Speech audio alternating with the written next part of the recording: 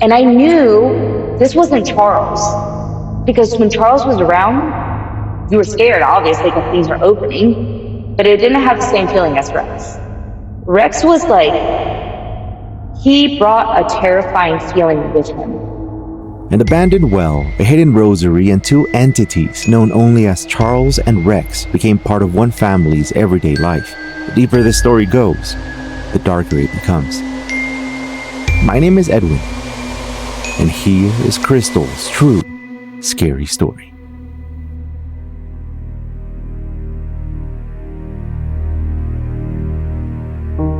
From the young age of about 5 years old, I remember I started experiencing things. The first occurrence, I would say that I was playing hide and seek with my big brother and my big sister.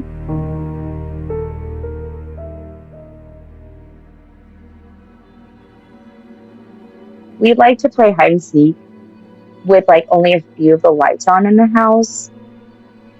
At the end of our hallway, there was like a linen closet. In the linen closet, there were these two doors that you could open at the bottom. I squeezed in there, and that's where I was hiding. And it had been a while since my big brother and my big sister had come to find me. So I just figured, okay, guys, you can't find me, so I'm just going to come out. And I remember when I opened up the linen closet in the hallway, there were what I can only describe was white floating apparitions. They didn't have a form. It was like if somebody took like a squiggly and just scribbled a line, and that was what you're seeing. But it was very fuzzy looking, and there were three of them, probably about 6 to 7 feet in front of the cupboard, moving back and forth into the hallway. At that age, I wasn't scared. So to me, it was more of a curiosity of trying to figure out, like, what am I looking at? I just remember being really curious. And so when I stepped out of the cupboard, I remember these three apparitions just kind of all came next to one another, and as if they were like looking at me, watching me come out of the cupboard. About that time, my brother and sister had come and found me, and I didn't think much of it because it just didn't scare me. I don't even remember if I told them or not. Later on in that house, in our basement, in order to get there, you would have to go through the garage and then go down these steps. And I remember I had a pair of tap dancing shoes that I absolutely loved to play with. But the only place that you would get the best sound was on the basement floor because, concrete. And in the Midwest, wintertime, there's no going outside and tap dancing. It's just too cold. I also remember that my dad absolutely hated the sound of the tap dancing. So I would go to the bottom of the stairs, and it was kind of scary because at nighttime, if I wanted to play tap dance, you would turn on the basement light, but that basement light only illuminated 6 to 8 feet in each direction, as if like a spotlight were right above you. I always felt like something was watching me, and that was something that was a new feeling for me being that young. I would try to tap dance for a while and try to ignore it. And it just finally got to the point that it was really uncomfortable, so I would go back up the stairs. I do remember also in that same basement, my parents had created like a playroom for us. I think it might have just been like an older closet or something that had a window on it, because it wasn't very big. I mean, it was like maybe 8 feet by 8 feet. I would go in there in the daytime and play, very seldomly, because when I would be down there, I'd be playing with my Barbies or my toys. And I remember that I would always hear like a woman talking. I would peek my head around the corner, or I'd yell for my mom, like, "Yeah, Mom, what do you want?" And my mom would never respond to me. I would just kind of ignore it. But then my Barbies and my dolls, sometimes in the dollhouse, they would kind of like, I'd be playing and then I'd hear shuffling and I'd look over and it's like my dolls were falling off the dollhouse. And so I'd get really scared and I would always go back down there. But I think what finally put the nail in the coffin for me was when I used to have this toy that looked like one of those, an 80s toy. It looked like a vacuum or a lawnmower. I'm not sure what it was supposed to be, but it had a bubble over it and had these little balls. And when you pushed it, it made like a boop, boop, boop, boop, boop noise. And I remember it was outside my playroom, and I was just in there playing quietly. I remember hearing it go off. I turned my head thinking like, what the heck is going on? I remember lifting my head up and looking at the door, and then within seconds, that toy is going past my playroom. I was done. I'm not going down there anymore. Maybe a year or so after that, my mom and dad had gotten a divorce. My mom, brother, sister, and I had all moved into an apartment in Shawnee, Kansas. And that is really big area for like the Oregon Trail, the California Trail. There's a lot of like older history in the part of town that we had moved into. The first apartment we lived in, my big sister, who's 4 years older than me, shared a room with me. My sister would leave out of town every other month for a month's end because she and I had different dads and he had partial custody, so she'd be gone for a month's end. And I remember in that bedroom to the closet, it was a sliding doors. They always scared me, and I could never figure out why it scared me so much, but I was absolutely terrified of that closet. I never had an experience with the closet to be afraid of it. Maybe it was just my young mind and, you think of scary things. But I just had this really bad feeling about the closet when we first moved in. So I would always make sure that the doors were shut. At that time, our beds were just on the floor. We're just starting all over. I remember that I would close them and then in the morning they would be open.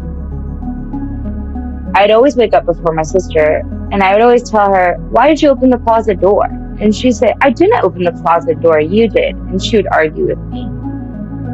That happened a few times, but eventually I remember I would start waking up in the middle of the night because I would hear the closet door open. And I heard the closet door open for the very first time. I remember peeking up and then looking at my sister's bed real quick and seeing if it was her. And she was dead asleep. I remember looking and the closet doors opening, and I remember my heart was like in my throat. I was terrified. The first few times the doors would just open.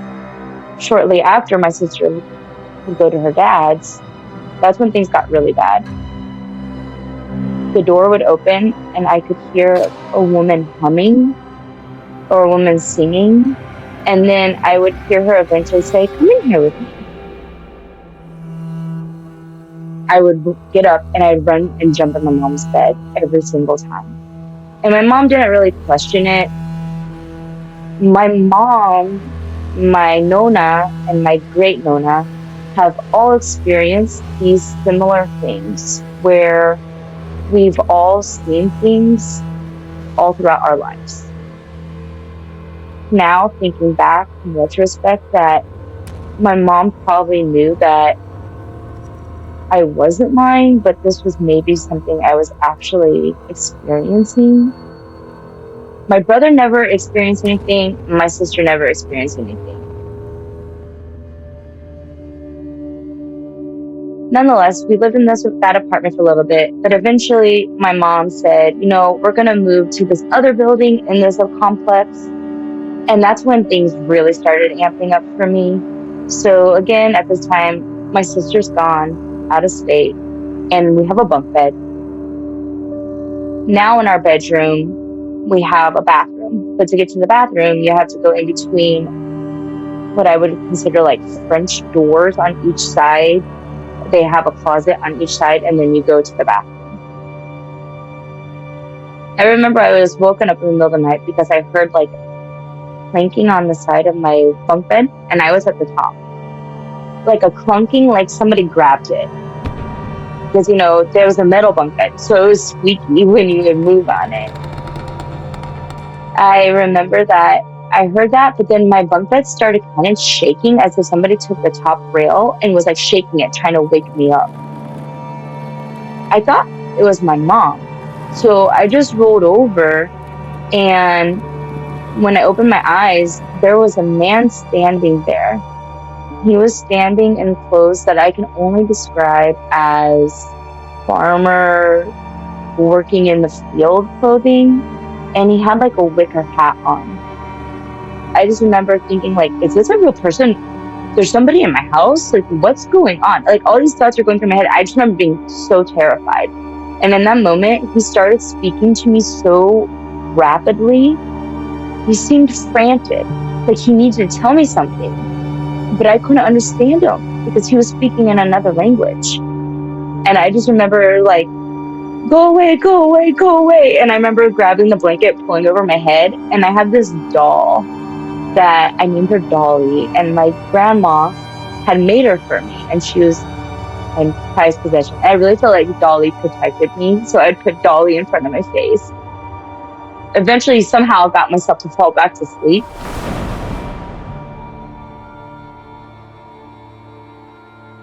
This continued on for months. And I would see that same guy. I would see another woman who would come out with really long black hair. She also looked like she had been working in the field. Again, it's like she kept coming to my bunk bed and she was trying to tell me something frantic. But she would kind of like pace my room back and forth, and then look up at me like, are you listening? The guy scared me, but I would watch the woman. And I don't know if it's because like somehow she felt like she was someone's mom, and so it didn't scare me as much. But I would watch the woman. And I kept telling my mom what was going on because I would eventually always end up in her bed. I remember also when my mom started dating my stepdad, he wasn't sure if I was making a story, but this is just a story to not go to bed. And he would always make me shut my door. And I always slept with my door cracked. And I would beg them, and I would cry, and I would sob for them. Please don't make me shut the bedroom door. Nonetheless, the bedroom door would end up being shut. And those people would end up back at the end of my bunk bed. And once again, I'm going through the same thing I've been going through for months. Eventually, my mom was at the point where she would talk to me about it a lot. Like, what are you seeing? What are they saying? And I would tell her, to the best of my abilities, being at the age of 7 or 8, trying to explain to her, what was going on. She brought me to hypnosis. I don't remember even going to the hypnosis. I remember just waking up. I remember waking up and I'm on like a leather recliner. My mom's sitting there and this woman's sitting there. I remember hearing saying, okay, wake up now. I remember looking around thinking, where am I? The woman looks at my mom and she just tells my mom, okay, so these things that she's experiencing, they seem to honestly be something that she's truly ingrained in her mind. From here on, just go and check the closets with her, check the bathroom, check under the bed, show her that there's nothing there. That's all I really remember of the hypnosis moment. My mom would come back to the apartment and we would do this routine every single night, but it would never stop. Eventually get to the point where my mom and my stepdad get married and we move in with my stepdad to his house. I think at that point I was 9. So we moved to his house, and this house that we moved into is in Westport. And Westport is known for like the Battle of Gettysburg. There's a lot of rich history in Westport. I know that now as an adult. Obviously, as a kid, I didn't. But we moved in this house, and our house was built in like 1880. The house had this huge circular furnace in the basement. And at one point, it was definitely fueled by coal. It had later been changed so that it was gas. And the walls in the basement were made of rocks. You'd go down and the rocks were like sticking out, all different shapes and sizes. And it was a really low ceiling. Every room you would go into would lead to another room. So if you walked into the kitchen, you could go right, and that would be a bedroom. But that bedroom was connected to another bedroom, which was then connected to the bathroom. And then the bathroom was connected, like every room in the house led to other doors. In the middle of the house was only one furnace. We had no other furnaces to the rest of the house, just this one furnace. And you would walk across it in the dining room, and it was like maybe 2 feet by 2 feet. And it was this big metal furnace that just covered this hole that went straight down. And it would heat the whole house. So I remember when we first had lived there, we had a cat. We had lived there probably about a year or so. So maybe at this point I'm 10. And his name was Gizmo. He was a brand new little guy, and he had just recently got neutered. He somehow found himself in the basement. And we only knew this because when we were in the kitchen, we could hear Gizmo crying. We'd go in the basement trying to find him, but to find out that he went into this crawl space that was at the top of the wall, and the opening was maybe 2 feet by 3 feet wide, and no one knows what's in there.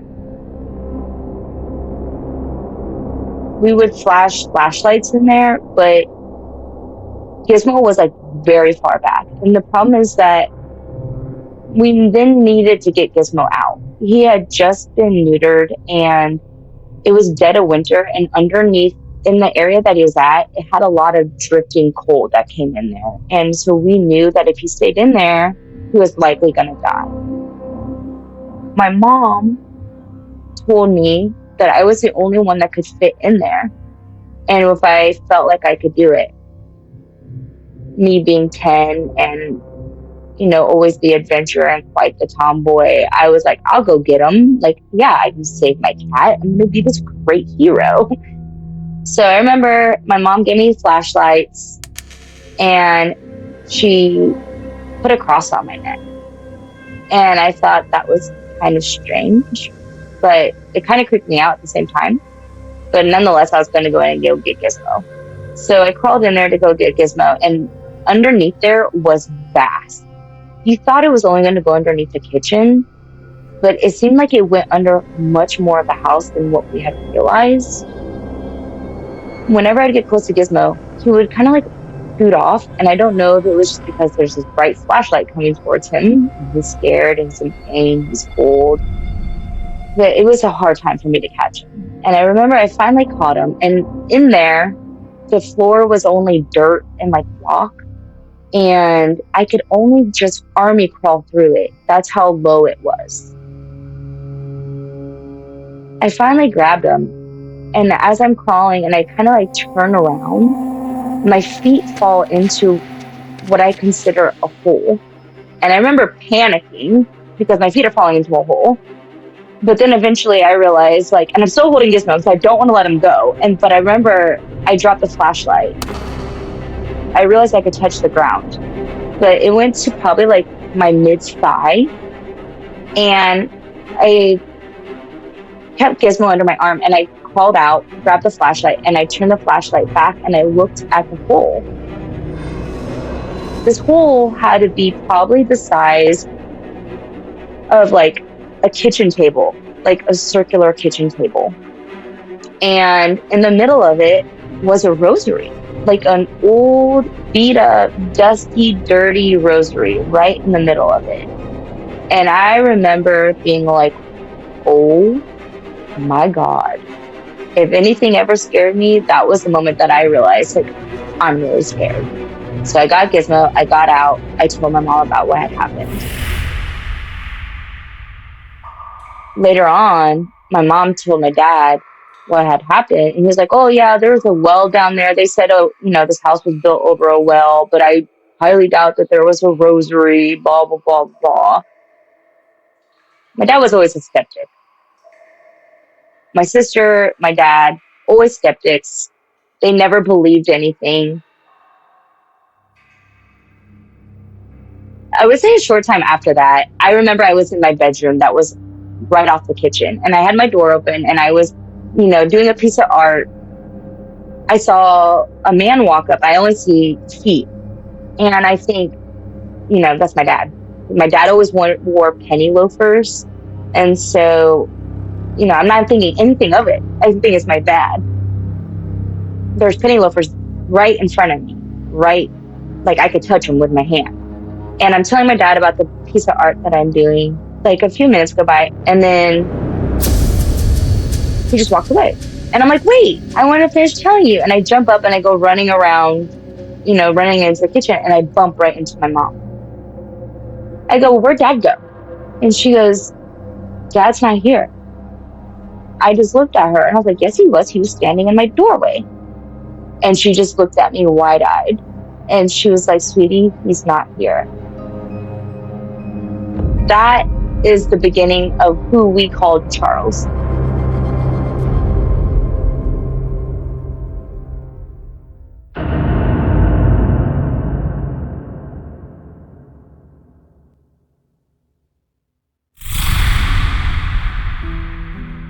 The reason we named him Charles was because when we were doing a renovation on our house, some letters had came out of the wall where it was like a back and forth conversation. It looked like there was somebody's letter to Charles, and then the response from Charles was there too.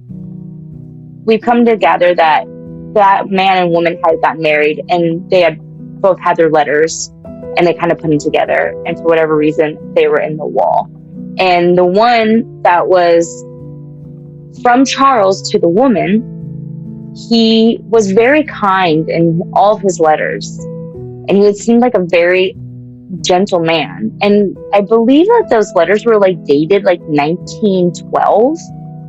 There was a picture of him in there, and he looked like such a kind man. He looked very, very kind.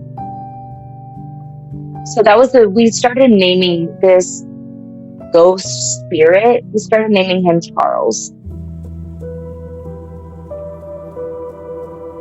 And so I remember there would be times where we would be putting away dishes, and I would turn around with the dishes in my hand, going towards where I need to put them away, and the cupboard door would just open. Like, here, let me help you. Or the drawer to like the silverware would open. Like, let me help you. My mom and dad owned their own business growing up. They were very profitable DJs at the time with karaoke. And they had like 6 people that worked for them. So they were stretched thin. And so from the age of like 10 to 18, I was always alone in my house. Anywhere from 5 in the afternoon to probably like 2 or 3 in the morning. This just became a normal occurrence for me. Like, I just thought this was life. And my big sister at this point, she's deciding she wants to stay in Florida with her dad. My big brother's already moved out. So it's just me. So I've had every bedroom in the house other than the attic. That's where my mom and dad had their bedroom, was in the attic. And the attic is shaped like the actual old school scary attics where it's like shaped like a triangle. That's like how their room was shaped. In their room, you'd go up the stairs and that'd be the bedroom. But if you walked around the staircase, there was a wall with a door that went to like the unfinished attic. And I remember that I would have to go up there.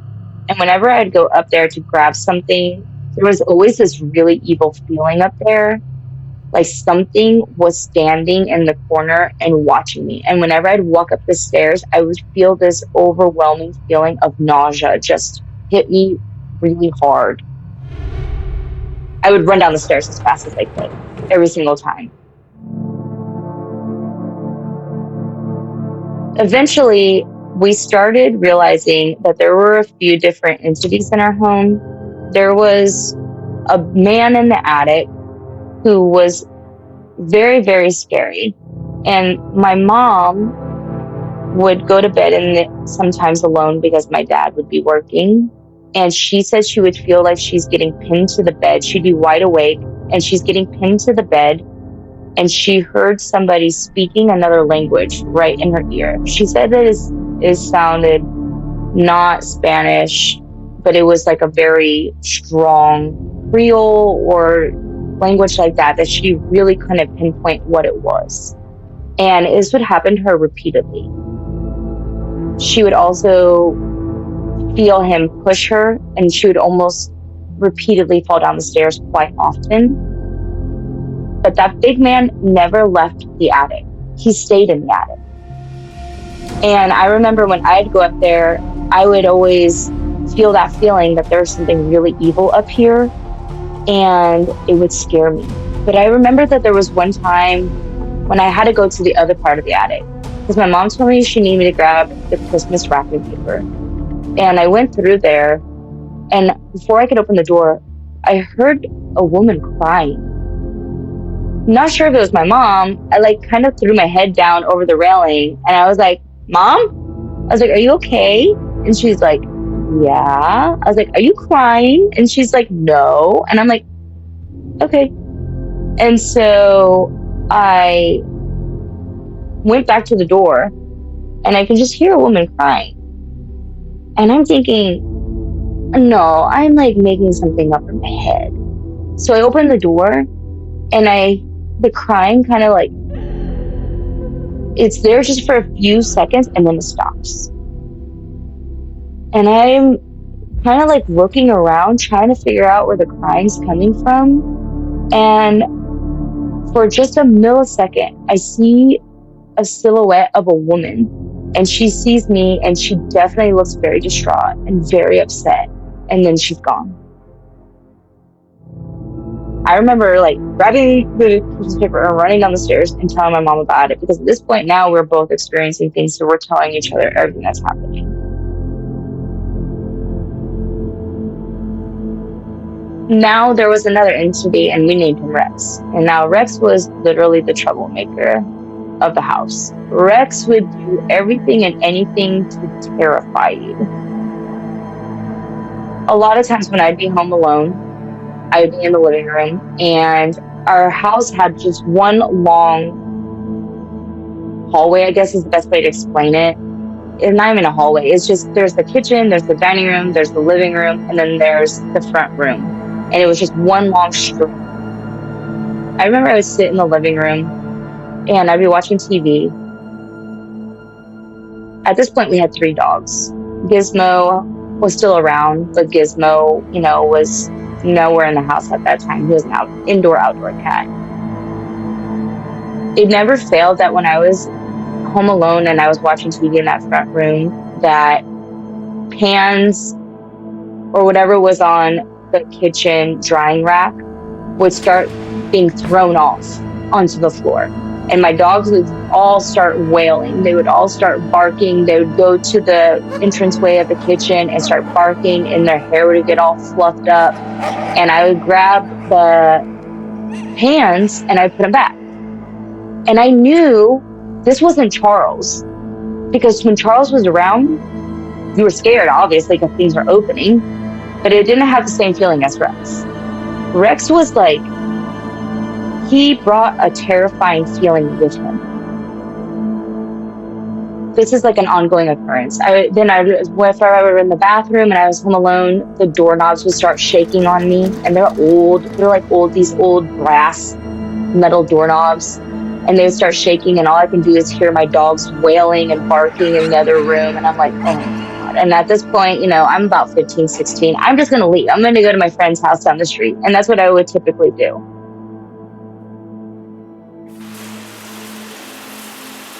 There was one time where I remember I was in the shower. It was probably pretty late at night. I want to say it was probably 11 o'clock.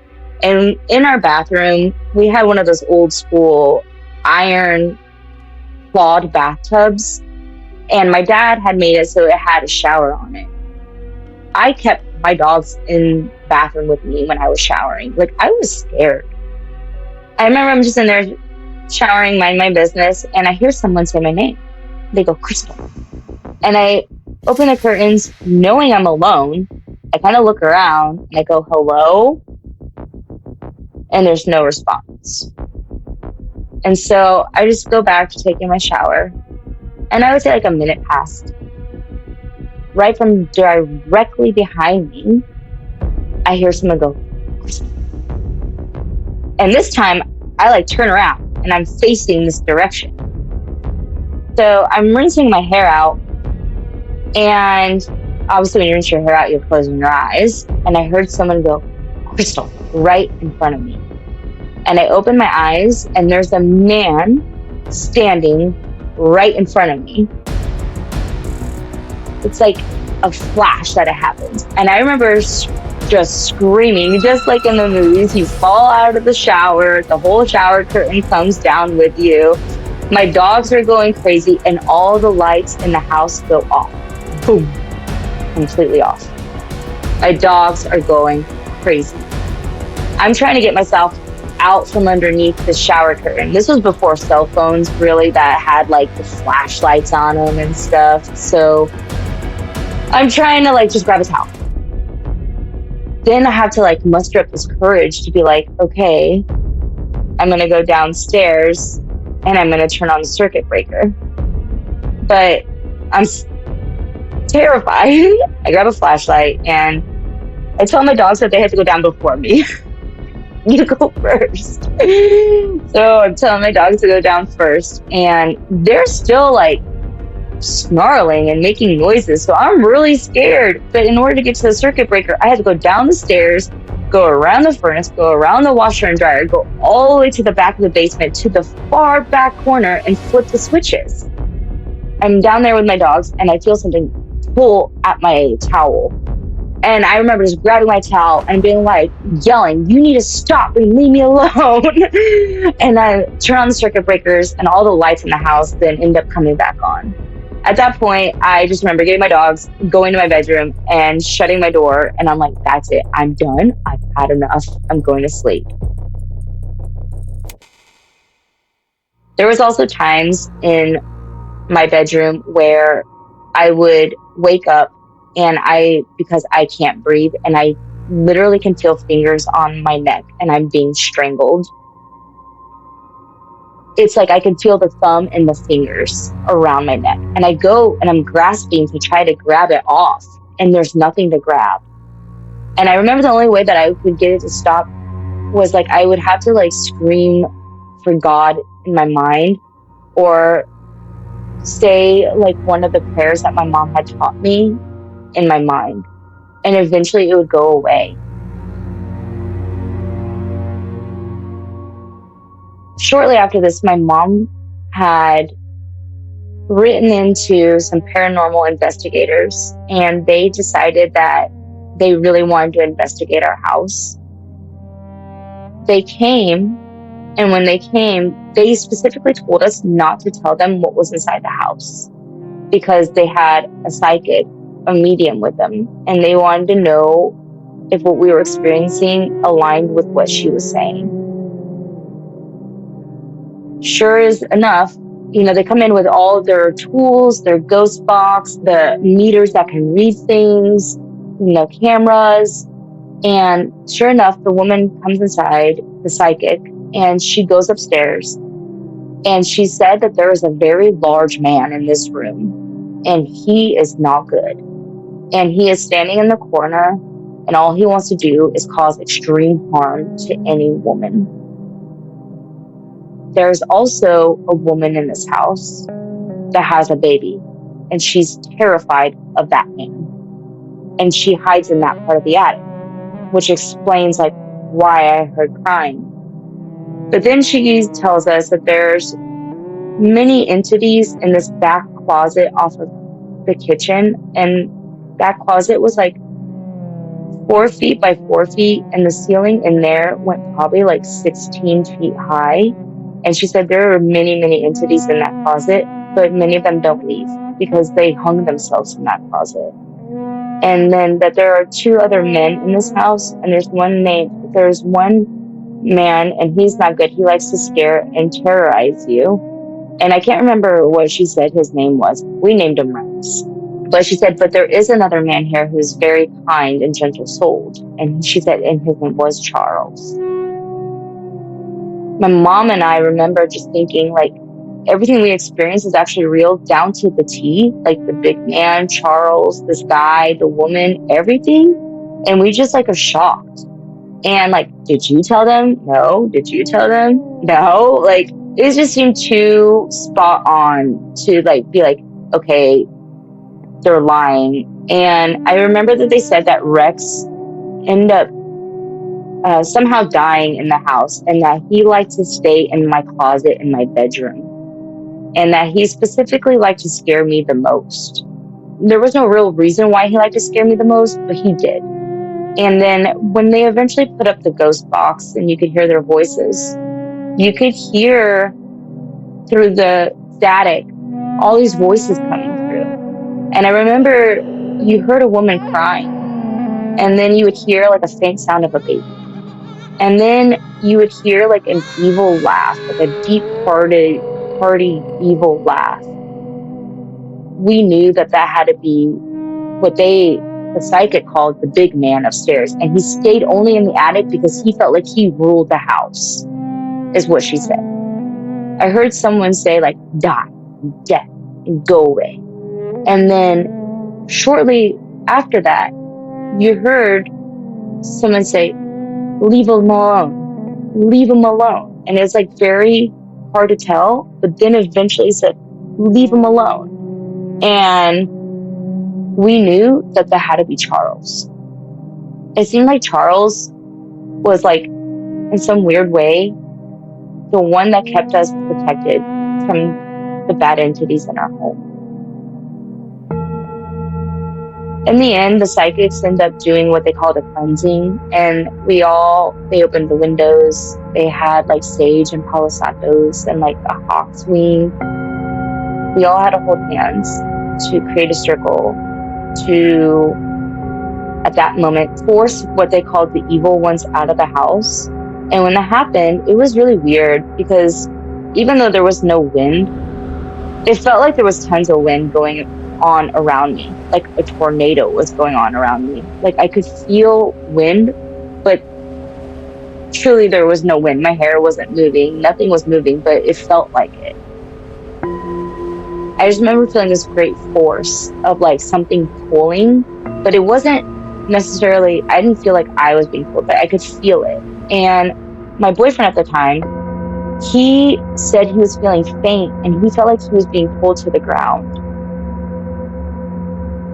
The psychics and the people that were there, they said that they didn't want him to break the circle with his hands, and they started to pray out loud for him to protect him. Eventually, he started feeling better, and they said that you need to like fight whatever it is that you're feeling, and don't break the circle. But then they called after that had happened and felt like the evil ones were gone. They said if there's anybody else here that wants to go, and cross over, this is your chance. And I remember opening my eyes because I was scared to even like open my eyes to what I might see. But I remember at that moment I wanted to open my eyes. And when I opened my eyes, I saw a man walking behind everybody. And everybody had their eyes mostly closed. And I saw this man walking behind everybody. And he was looking right at me. And he walked into the middle of the circle and he just smiled at me. And it's like he waved goodbye. And like I knew that was Charles. It actually made me get really teared up and cry. And I don't know why, because it's like, in some sense, like I had grown fond of Charles, even though he would scare me still. It's like he was like a a friend that kept us safe. I was scared if you leave, what if the bad ones come back?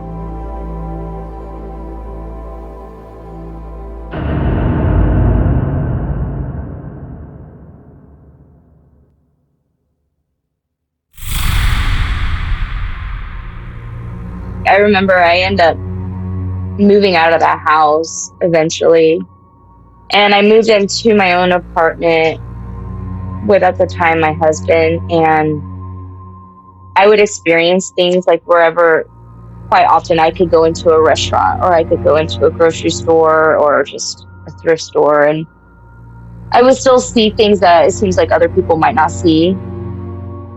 I just kind of got used to it.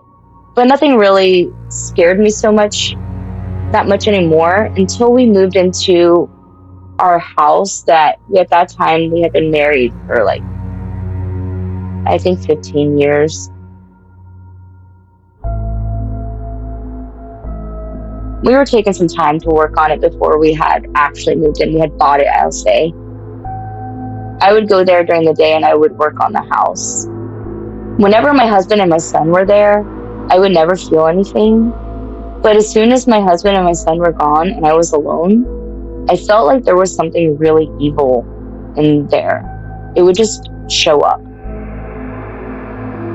I remember there was a time when I was working on like the den downstairs and I was painting and I felt somebody staring at me from behind. And everything inside me, it's like somebody's telling me, Crystal, turn around right now. And like it's like I call it my spidey sense. My spidey sense is going off. And I turn around and there's a man standing in the doorway. And he's like as tall as the doorway. And he's just looking at me. And he's a big, big man. Not just tall, but big. He looks like he means no good. And at this point, like, I just started yelling at him just to get out of my house. You have no right here. I'm not going to deal with this. And like, I just went off. And eventually I was like, I'm not giving you any more attention. And I just turned around and started painting. Because like, I just don't want to deal with you. Like, get out of my house. I'm not going to deal with you. Goodbye. This goes on for a little bit. So finally, like, I'm trying to stage my home and get rid of him. And I know where he's at because I can feel that he's in the laundry room in this corner. And in this corner behind the furnace, like the furnace and the water heater are in the corner. There's like also, again, yet another hole in the ground. But it only goes down maybe a foot. I can tell he's in that corner. And he's hiding behind the furnace. And I keep yelling at him to get out of my house. And then he has no right here and only peace and light can dwell here. And I'm using sage and finally I'm like, okay, I'm gonna use Palo Santos. So I use Palo Santos. And it's kind of budging him, but it's not working. So I call one of my good friends who's very in tune with, I would say, the spiritual world. And she comes. I don't tell her what's going on. I just want her to tell me what she feels. And she's like, there is a man in your laundry room and he means no good. And I was like, okay, yeah, I thought so. So together we end up burning what was called copal. And we let the copal burn in the house. We opened all the windows. We let the copal burn. And eventually I could tell like this man is gone. But in the process of her coming, we had gone through all the rest of the house, including our attic, which had been a pull-down attic. We pulled the stairs down. Even though now this man's gone, I would wake up because I felt something in the house. It's like, again, my spidey sense is telling me, wake up. And I wake up and there's somebody walking past my doorway. But I know that this isn't a real human. At this point, I just know. So I stand up and I go look at the hallway and they're gone. But this goes on for about a week. And I reach out to my friend and I tell her, so in the process of getting rid of the man, I think something else happened. And I think that maybe us going in the attic might have opened up like a portal or something. Because there's a lot of people coming through my house now. And like my mom always told me that those are called travelers. And when travelers come through, you don't acknowledge them. Because if you acknowledge them, they're going to stay and make home where you're at.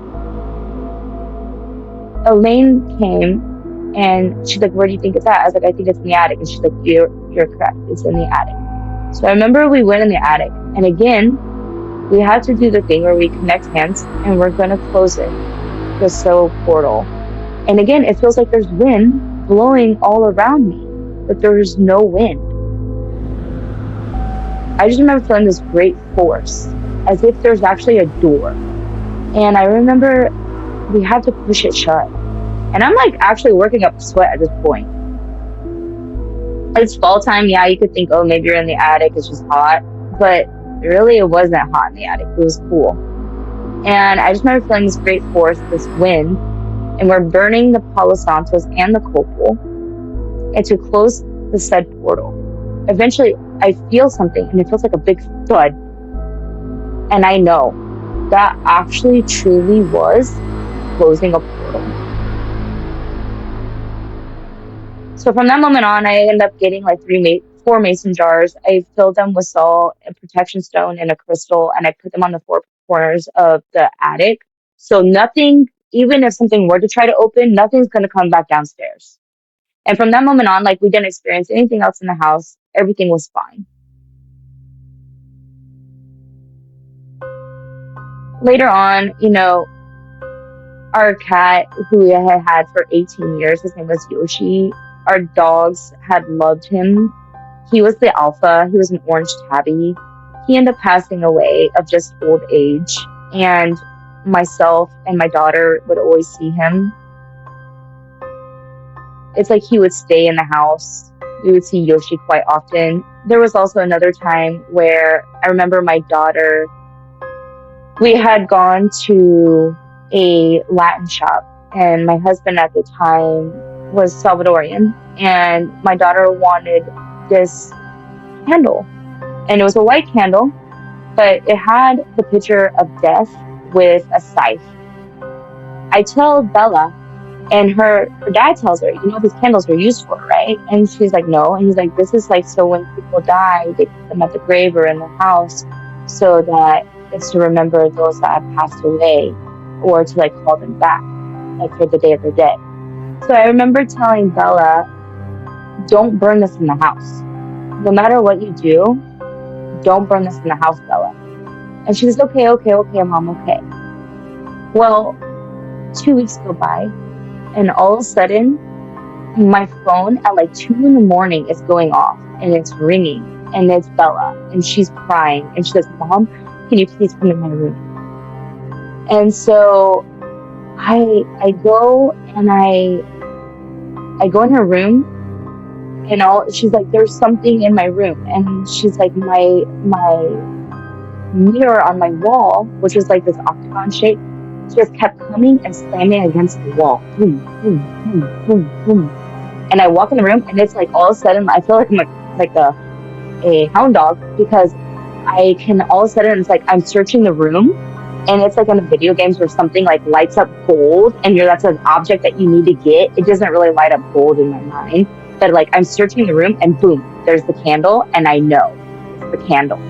And I go to grab the candle, and when I go to grab the candle, I look up at the mirror, and right behind me, there is an old woman standing behind me with like shoulder length hair that's white and curly, and she's just smiling and looks like mischievous.